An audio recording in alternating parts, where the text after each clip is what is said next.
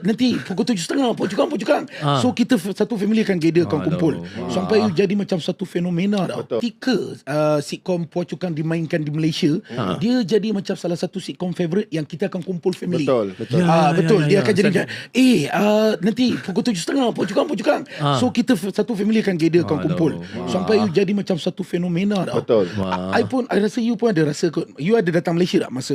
Yalah, bila dia kata ada broadcast di Malaysia kan, then after that dia orang ada buat macam lookalike contest. So Di Malaysia? Datang KL Mid Valley kan, live show. So ada orang dari Pahang lah, ada Penang lah, ada apa kan, datang sana top 10 lah.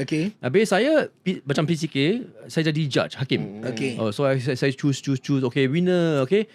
Bila saya masuk itu Mid Valley kan, 4 story kan, 4 tingkat kan, full.